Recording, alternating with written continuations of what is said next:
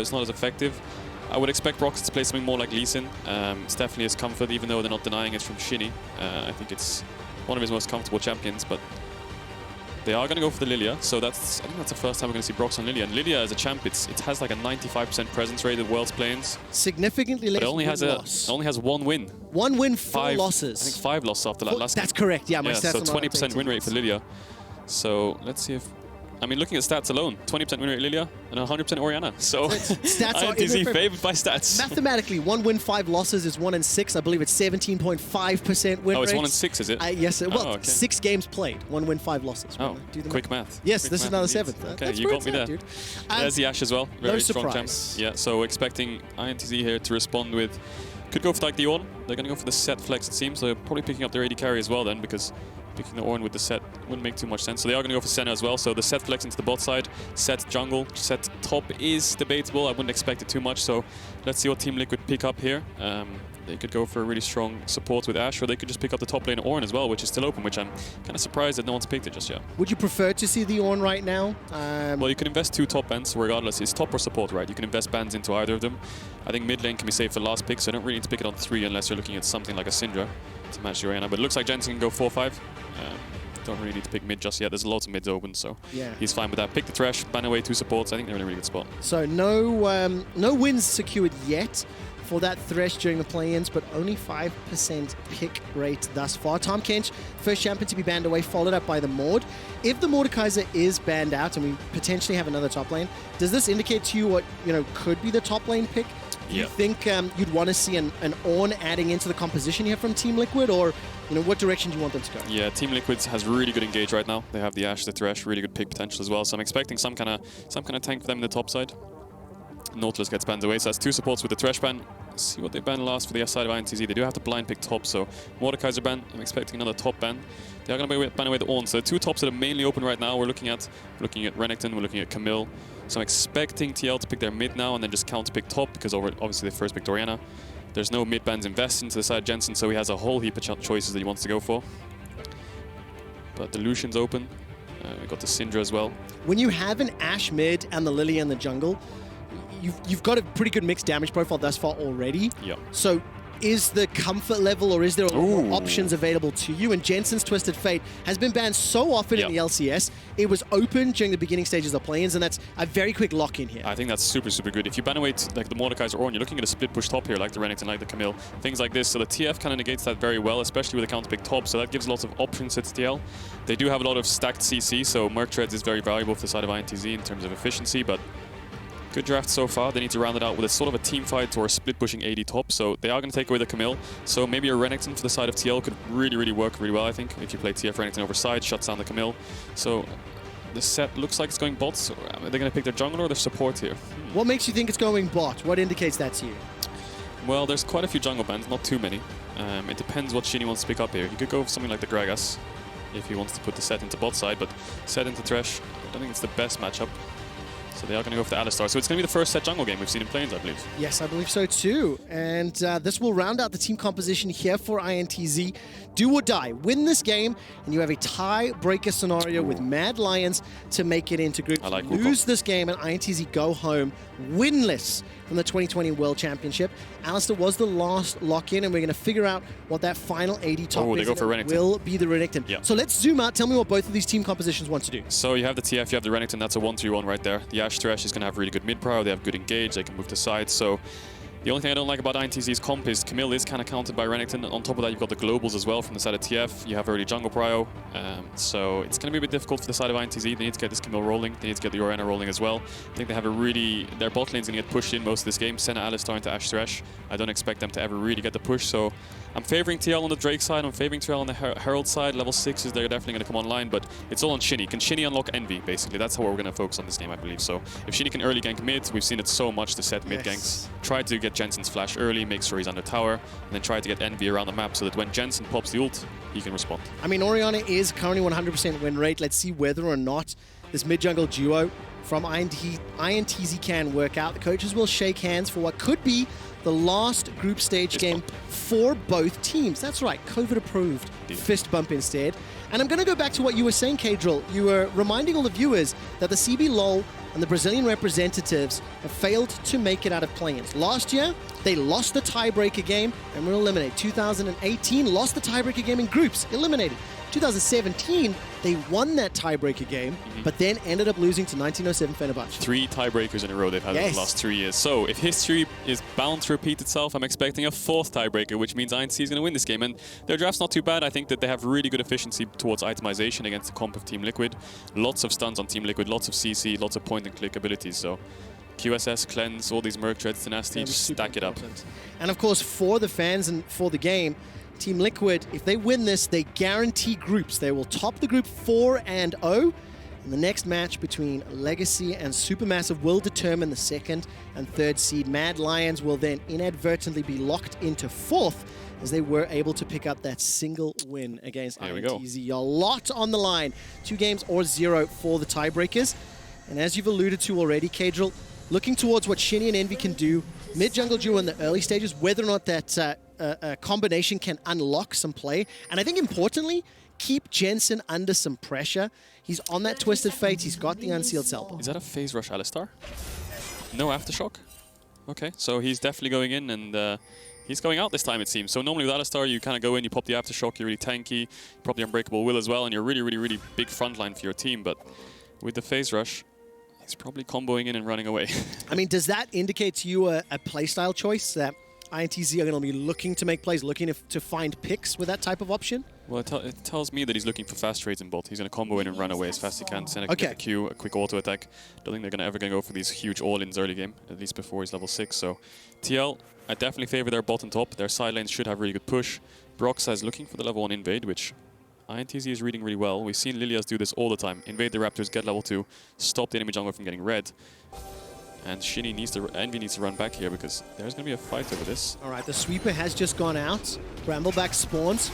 RedBert, Shini and micaO. They're rushing down the red buff. Waiting in the wings now. Red buff is being rushed, as you mentioned. 800 hit points. Smite will be available in just a moment, and it should be secured, and it is.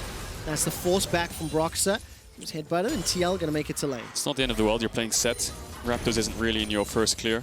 It's normally sort of level 3, level 4 you're looking at Raptors, unless you want to go towards top side and leave them up. So Broxah does take away the Raptors. He does go to his own Raptors as well, so good camp lead for Broxah. It's not the end of the world for Shini. He'll still get level 3. He'll be around the top side, but this bot matchup's going to be really rough for INTZ. Double ranged into Alistar. It's going to get pushed in a lot. They can stack waves whenever they want, but Broxah is going to clear top camps, move back towards the bot side, so Impact is going to have to play on his own after Broxah's done on the top side. Well, I think if you're a Renekton, you don't mind that too much in the grand scheme of things, especially up against the early levels there in the Camille. Yeah, and Envy should have some mid push here. He doesn't have the cleanse, so he is a bit vulnerable to ganks. I feel like they have both sides pushing in for INTZ, so Envy really needs to try and keep the push, try and get vision in the enemy jungle to try and spot out Broxah.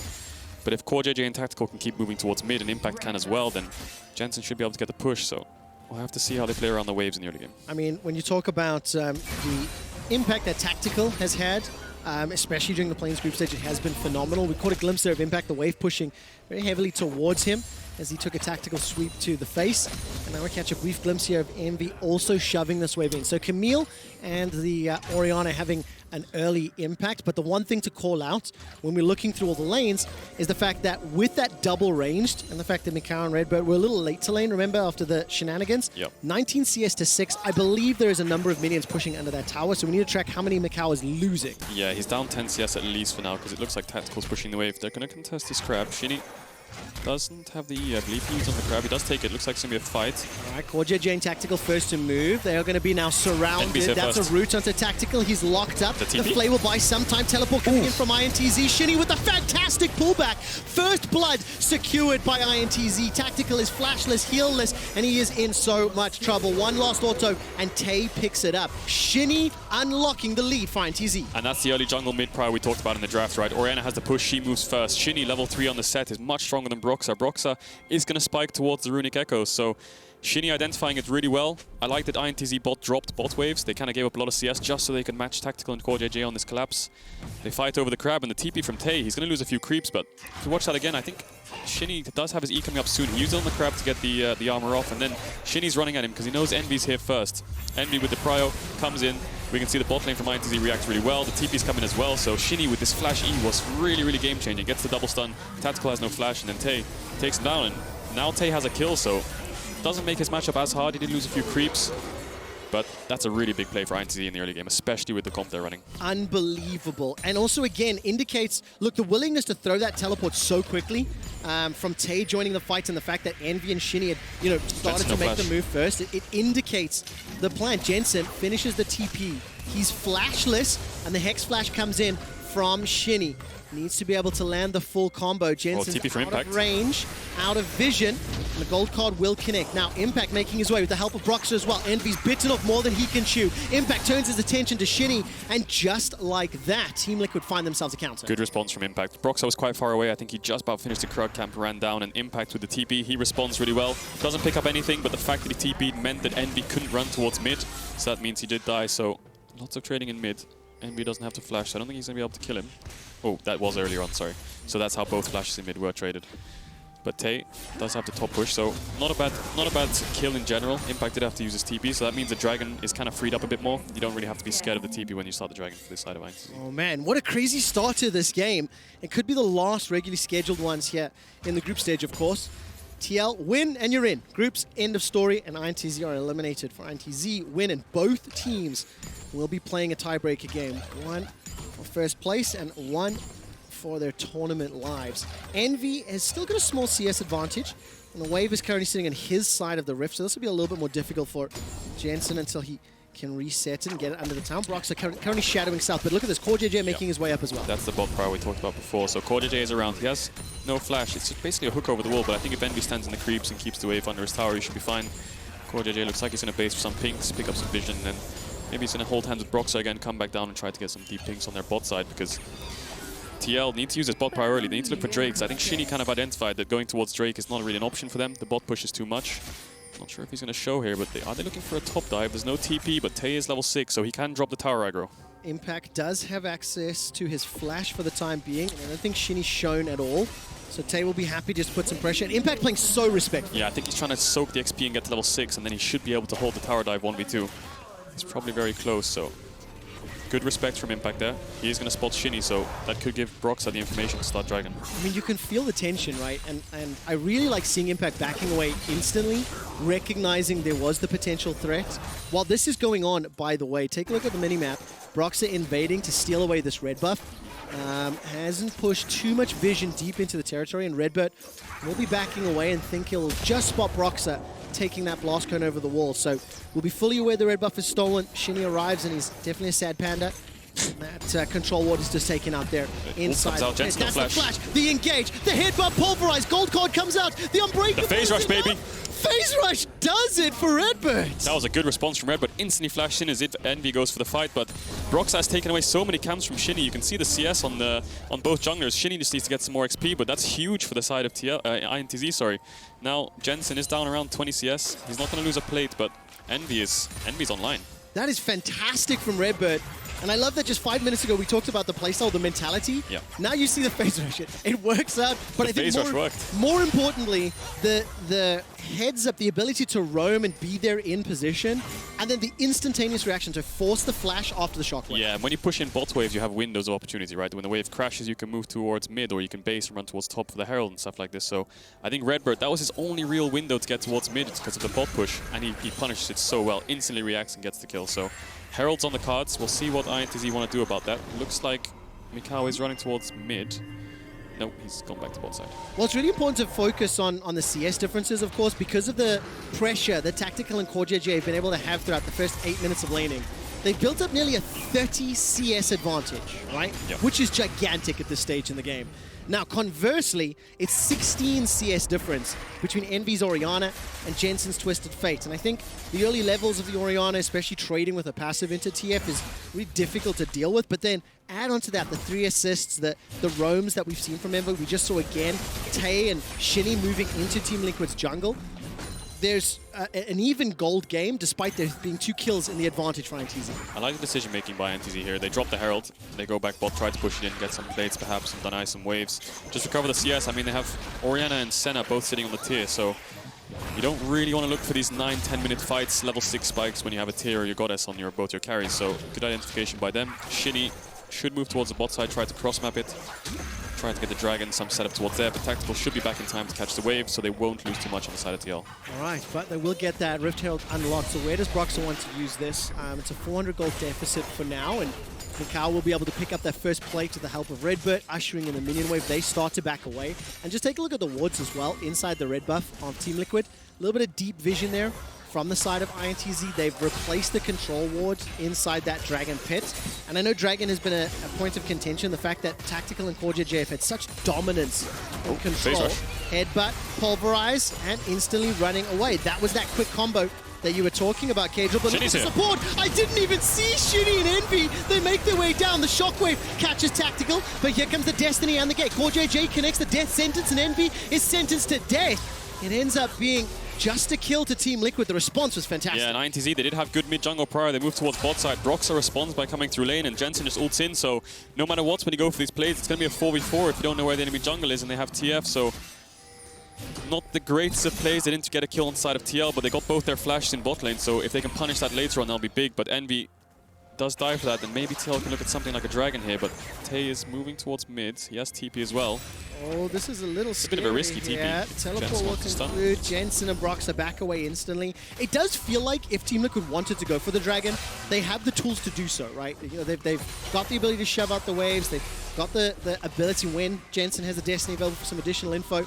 They're not pulling the trigger yet. And look, they're ahead in gold despite being behind in kills. Yeah. And I think that is a testament to their farming ability, their mechanical ability, and the response to the pressure they're under. But Broxah hasn't responded with the Dragon in the first 10 minutes. I think now they won't really have much Dragon pressure. I like the way Envy and Shini were playing the map. Even though Envy did die on that dive, they finally got the bot push for micaO and RedBert, and they wanted to keep it. So going towards bot side was really big, as Broxah finds Tay on the recall. Chase him down. No, he's going to Herald top here, so Impact is going to get really strong. He's already leveled up. He's got a 10 CS lead. Tay won't be able to catch his wave, and he's just going to have to give up the tower. I think Impact's going to be really strong after getting so much gold. With the help of Shelly on Envy's the group, it's not going to be able to kill the tower just yet. Envy's response has been quick. Envy's been very mobile around the map. I think you have to credit the fact that he's roamed bot multiple times, now roamed top. He's still ahead in CS. So huge kudos here to this Orianna. Yep. And it is the Orianna and the Sett combination that we were talking about that needs to do big things here for INTZ. But they are starting to fall behind. Is the Dragon and the threat, the looming threat of the Soul, enough to counterbalance the 1200 gold lead that Team Liquid are in? I wouldn't say so. Looking at the champions, gold on the side of Renekton and TF is a huge, huge deal. If they can get the 2-3 item spikes, play over sides, then you're under so much map pressure. So being able to get the third and fourth Drake might be difficult for INTZ when both their sides are getting pushed in. They can't really answer it, so TL's definitely in a good spot. Envy did drop a mid wave, so he could defend that top tower, but it did go down in the end. So Impact does get the solo gold. They're looking for another dive here. He could flash behind them. He has the ult. Envy's looking again with the roams, like you said, but Broxah is here to respond, and Impact and Jensen have TP. INTZ may be learning from that play as well. They looked like they were going to go in, decided to not pull the trigger. I was looking at the minimap to see around vision or warding if they'd spotted something to indicate maybe, you know, Jensen could arrive. But keep in mind, Jensen and Impact both have teleports. So they could have joined that fight. Tay does have his TP available as well. And as we're now moving towards that 15-minute mark, that gold lead is ballooning. 2,000 for Team Liquid. Blade of the Ruined King picked up for Impact. Rod of Ages for Jensen. And it's just thrift shopping. Other than the Manamune, it is still elements of the first big purchase for INTZ. That Blade of the Ruined King on Impact is huge. 12 minutes in, 13 minutes in, he has a Blade of the Ruined King and a Ruby Crystal. He has the boots. So overside, he's probably he's gonna beat Camille really, really hard. So Tay is looking to catch some mid waves. He really needs that Triforce and Death Stance before he can really start to answer the Renekton. I think it's quite favorable for the Renekton this matchup, especially. So Tay using the sweeper there to see if Broxah was around, but he's going to catch the wave on the tower. Jensen has the TF ult, so if he gets one wave of mid push and moves topside, I think Impact and Jensen could dive Tay on this top tower, but Plating's going to fall. I think bot side is definitely where they want to focus. Take a look at the summoner spells as well. Jensen swapped over to the Ignite Flash. There was a number of pings on the ward immediately behind micaO and RedBert in that bottom lane. You can see them going again. Multiple pings there from the Team Liquid side. Impact, he's ducked into the Fog of War after pushing the top lane. Good vision. And Team Liquid are aware that either something could happen or potentially trying to set something up, as Shini and Envy have walked straight over a ward from TL. So Team Liquid fully aware of what's happening, and I think they're trying to play bait. Yeah, that ward in the river is huge, and Shini and Envy kind of need to do this. Impact has TP, Jensen has the ult, so if they're the ones to react to the play, they're always going to lose. So they're always trying to be the first ones. As Shini gets drowsy, the TPs are coming in as well. Shockwave is still available for Envy. He hasn't pulled the trigger. That's a headbutt coming out. RedBert's going to look for the pulverize, knocks up CoreJJ, but Shini's already dead. Here comes Tay. He manages to pick up Broxah. Impact has joined the fray in the fight, and that Blade of the Ruined King is wrecking Tay and RedBert's HP. It's a 1-for-1 trade. It's a 1-for-1. Both tops use TP, both tops use ult, both tops use flash. They both get a kill as well, so they trade 1-for-1 overall.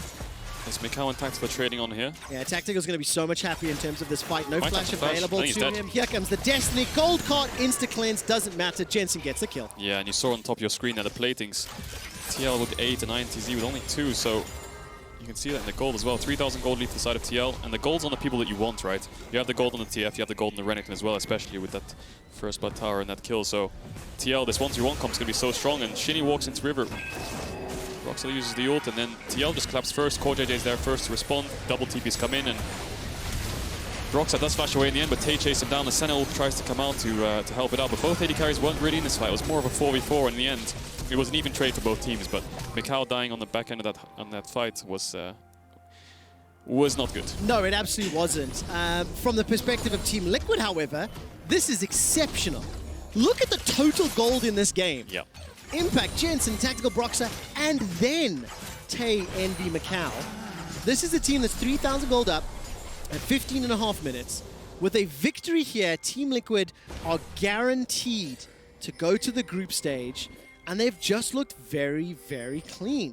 They've, you know, responded well to what Shini and Envy have been doing. Impact has played so respectfully. Every time we look up here, Caedrel, if there's any potential threat, it feels like Impact is just backing away and he's not exposing himself to that extra risk. Yeah, he identifies the weak side really well. He knows that they, Team Liquid have full dragon control, and if vision can work in two ways, right? You can either get the vision and see them on the wards and you know where they are, or if you don't see them on the wards, you know they're on the opposite side of the map. So TL with his bot side vision, no one's in bot lane, no one's walking to river, so Impact identifies that, he realizes he's weak side, give up the tower, trade it for the bot tower, and we'll get a Drake as well. So net advantage for the side of TL.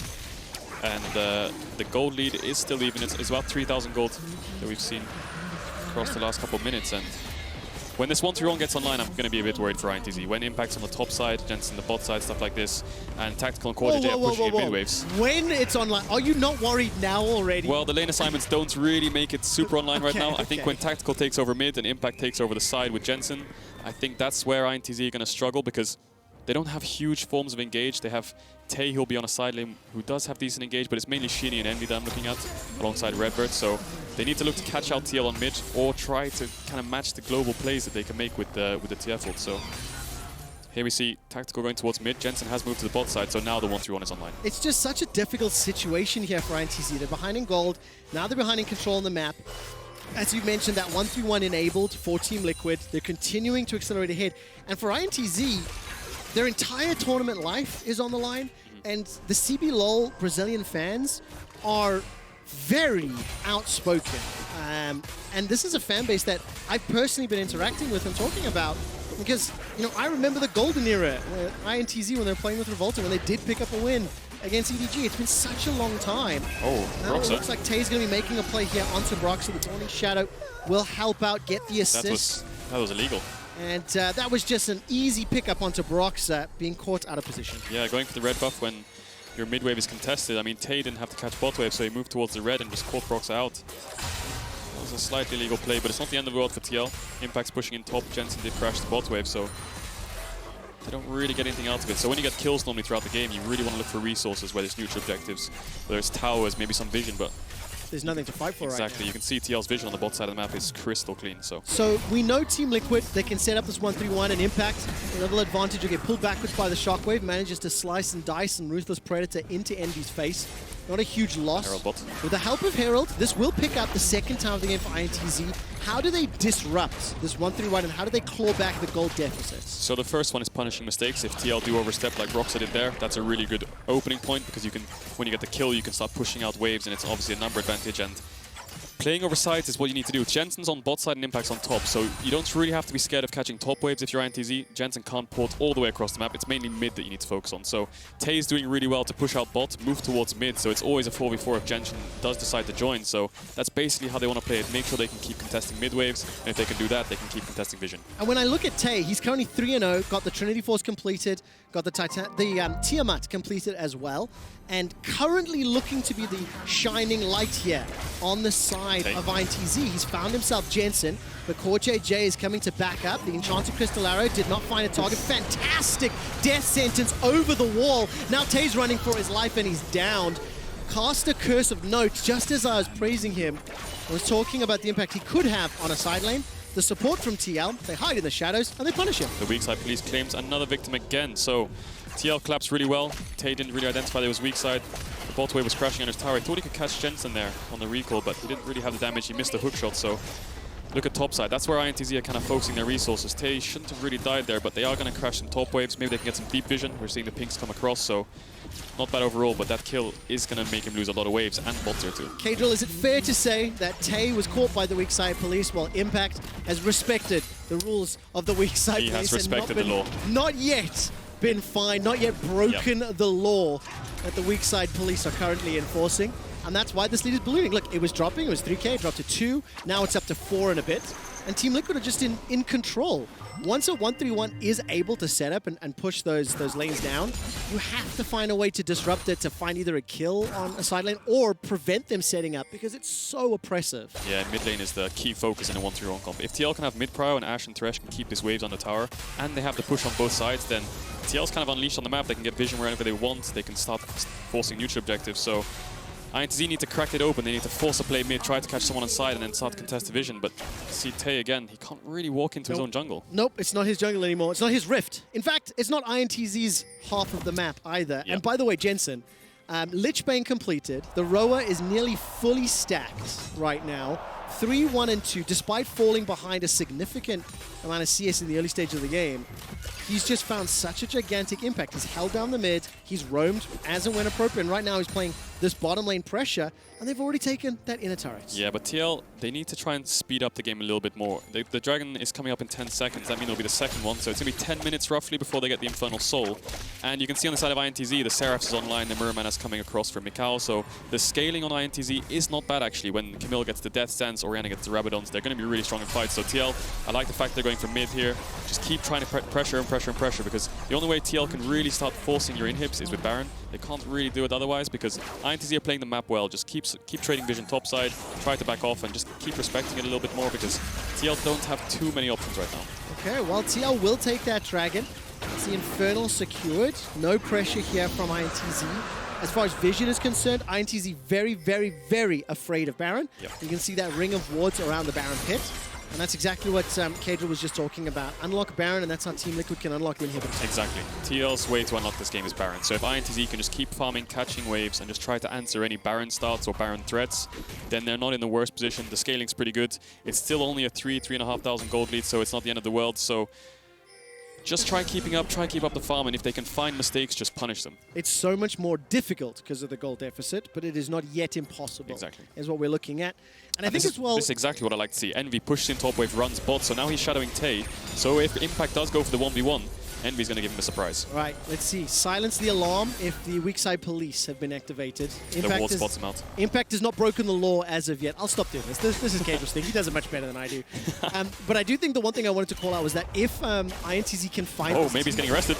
In the Baron pit, their Shockwave is available and not yet used. Finally, on the last... Cast a curse. That's it. Cast a curse. It's not my fault. Do not blame me, North America. INTZ will put pressure on this tower, but look, Team Liquid, they've not backed away. Mid and top under siege. Yeah, 2 towers under siege here. RedBert is sort of threatening engage. micaO is around. micaO actually blew both his summoners, and Tactical has no arrow, so I think micaO had to flash away from the arrow. He uses the ult to cancel Broxah, and Shini's here as well. This isn't done yet. Tay keeping the pressure. He's finally going to start to back away the inhibitor turret. Destiny has been used by Jensen. Broxah's running for his life. The gate follows through. Gold card lands onto Shini. Tay has not left the bottom lane. I don't know how much damage he's done to that tower, but he will be able to take it out shortly.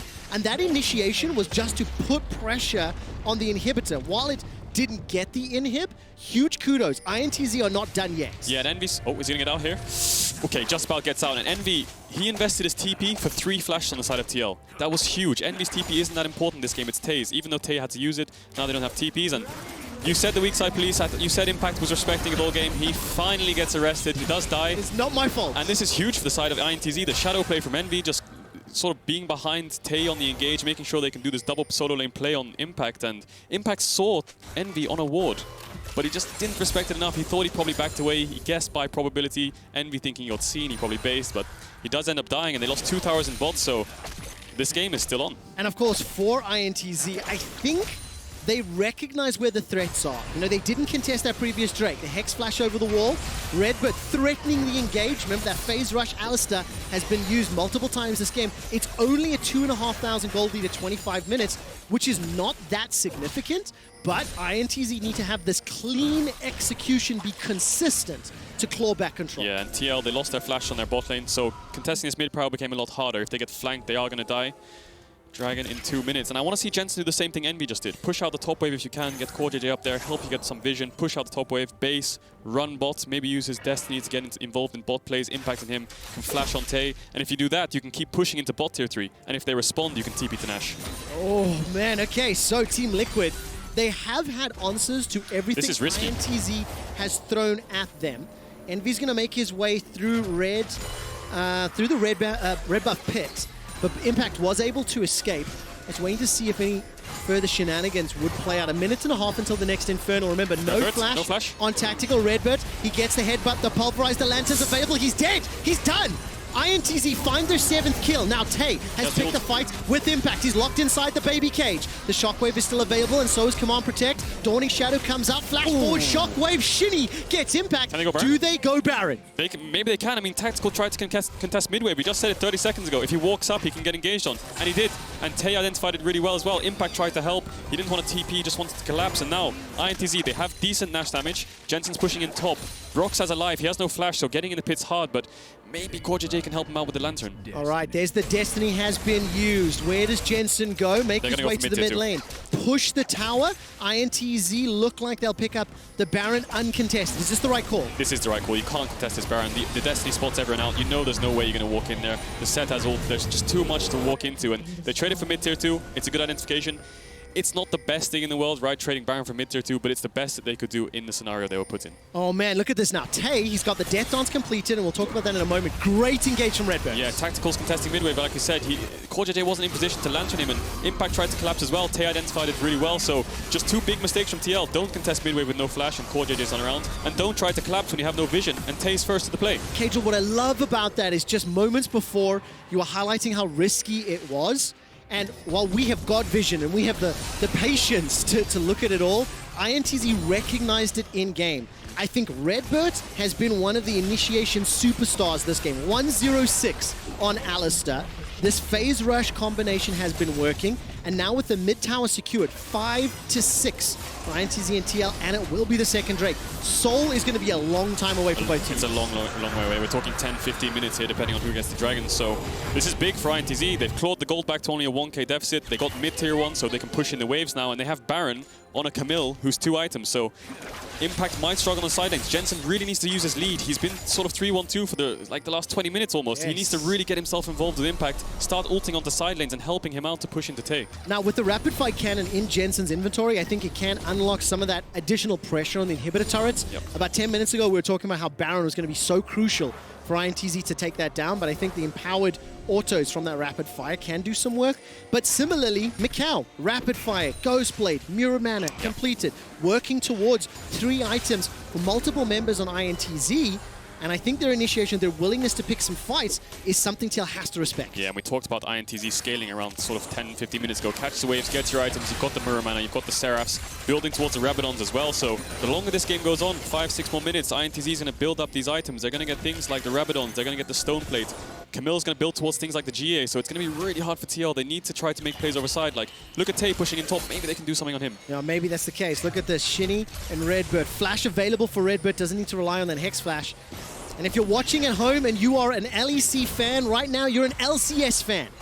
If Team Liquid do not win this game, INTZ will face Mad Lions in a tiebreaker do-or-die game. Let's see what happens as INTZ, they've closed this gold gap. They've got the Baron for another 25 seconds, and it looks like they will put some pressure on the inner turret. The box down from CoreJJ, that's a small win, and they will get the tower as well. That's good a long-range initiation. They held on to the Hex almost went in there. I was expecting it. Me too. Caedrel and I are on the edge of our seats, and we cannot get closer to the screen. This is really good 4-1. They move 3-man top side, they take top 2-2. Now they're moving 4-man bot side, kind of holding hands here. RedBert, he might have to ult. He does indeed. The Unbreakable Will, the Enchanted Crystal Arrow. There's a root catching out Tactical, but they've get the tower. Baron power play gives INTZ the lead, but now Dukes and Liquid fancy and engage. Gigantic sleep. Sitting on the front line is Shini. He gets a huge shield. Dawning Shadow will force TL away. Destiny hasn't been used yet by Jensen, and the Shockwave is still available. And Tay's going to get tagged by the Swell Seed. So INTZ, they used their Baron to perfection. They got 2 towers mid, they got a tower top. This game is it's just back, it's an even game now almost. I would favor INTZ even. It's almost like a 500, 600 gold lead. The gold really doesn't matter at 30 minutes in the game at this point, but the items coming across, I mean, Envy's building towards Rabadons. The team fights are so good for INTZ if they stay together, and TL with this 1-3-1 comp, it feels like they have the group to match the siege that INTZ is putting out. Okay, the game is now evened out. 2 minutes to Infernal, 2 minutes to Baron, and we've seen both teams using their composition to its strengths, right? Grouping, team fighting for INTZ, and now more itemization. For Team Liquid, they need to set up and put pressure on the 1-3-1, but can they hold off the initiation tools that INTZ have to maintain that, arm's length that you need for 1-3-1? The thing that was keeping TL alive in this game was not only the gold lead, but it was the side lane push that they had. They had so much push over sides. Impact had it, Jensen had it, so contesting mid was so hard. But now at this point in the game, Tay's a level up. He's got such big items. He's got the GA, the Death Stance. He can get the side push. Envy can go side as well and get the push as well. So now Team Liquid don't have much resources to play with based on waves. The gold's even as well, so everything's kind of clawed back to an even game state, and mid-waves is what they kind of need to contest most of the time. You can see Jensen's grouping more. Oh, look at that engage! RedBert finds Tactical and CoreJJ. Multiple teleports in the mid lane, and that's the root in the back. INTZ have peeled away. Insta-flash from Impact. The Hextech Ultimatum is available, but not yet used, and Team Liquid back away. Caedrel, you said it's an even game. I think INTZ may just be in the lead. They have a much better teamfight comp for sure. TL, if they keep getting caught out one by one like this, Tactical has no flash, CoreJJ has no flash. They need to clear this mid wave. I think they should be fine defending this inhib, but the Dragon's in 50 seconds. Oh, the Impact. It's a good pullback. Impact is fantastic shockwave. There's no further follow-up. Dawning Shadow is just on cooldown for micaO. 45 seconds to Baron, 40 seconds to Infernal, and INTZ stick on the turret. Good chunks. They might be able to get this mid tower here. They might go for the inhibitors as well. Impact can't TP behind, so they are going to back off. TL is coming out of base with the home guards, but this is anyone's game, Trevor. I don't care. INTZ win the game. I want tiebreakers. Let's see if they can. Team Liquid definitely do not want to do that. They will face off against either Legacy or Supermassive in a tiebreaker for first if INTZ close this out. 10 seconds to Baron, 10 seconds to Dragon, and INTZ are the ones making the forward move. Tactical and CoreJJ have no flashes. Broxah might have to flash here as well, and without flashes, you can't walk up against Orianna. He goes if he dies, they can get burned. I think they're going to. That is a dead Broxah caught out of position. INTZ are going for the inhib first. Yeah, they're going to go for mid inhib. Bot inhib's open as well. They have a top wave, so they could look at 3 inhibs here. Definitely 2 if Tay goes in and pushes the top wave. So mid inhibs goes down, they're going to move up the top side, and then they have 2 choices. Do we want to go for 3 inhibs, or do we want to go for Baron and Dragon? Or do we want to try and end? They have the Camille ult, they have the Orianna ult, Alistar has ult as well. They could try and end this. Oh my word, are they really going to? Let's find out. The step forward is on. INTZ now start to back away. They've got the supers, they've got control, and they've got objectives to fight for. Oh, Trevor, this is going to be crazy. TL, 2 inhibs down. They have decent wave clear. The third one's exposed as well. But if they lose Baron, I think that's going to be the nail in the coffin. Tay can just take over the game with the Baron buff. He's so strong in this Camille. They are going to pick up the third Infernal as well. And after they base, I think they're going to go out top side, put the wards. Envy or Tay is going to go towards the bot side, play the 4-1, try to threaten the inhibs. And TL, they need to make a pick. Jensen and Impact, these are the solo laners that need to make plays. 2-0-6 for RedBert. The support for INTZ, he has been able to avoid any punishment. Every time he's gone in, it has been to an advantage for INTZ. That phase rush is working out. The third Dragon was just picked up, and INTZ now to deal with the Baron vision, and you can see them pouring resources towards that objective. They've got supers, making their way towards the Team Liquid base. And I think if they get some defensive vision, they'll feel empowered and emboldened to go for that objective. Yeah, INTZ trying to clear out some topside vision here, and that's the problem with TL. They're going to have to face check if they want to contest this Baron, and INTZ have so many tools to stop them. They have the Orianna ball, Tay can engage whenever he wants, Shini has the ult as well, so contesting this red side vision is going to be really difficult for them. I think they need to kind of push out the waves and then try to contest with the Destiny. I think the Destiny is the key point of this Baron, because then obviously they can spot them out, they won't get caught, but INTZ starting up the Baron here. Look at Broxah doesn't have flash. Yeah, there's not a lot of threat just yet. Broxah finally making his way up. The blast cone is already popped. RedBert. Destiny has been used. RedBert throws down the Unbreakable Will. CoreJJ can Death Sentence and Lantern across, decides not to. And the Baron easily secured. Now, is there a follow-up fight? The answer is no. Double super minions in the top lane, single in the mid lane.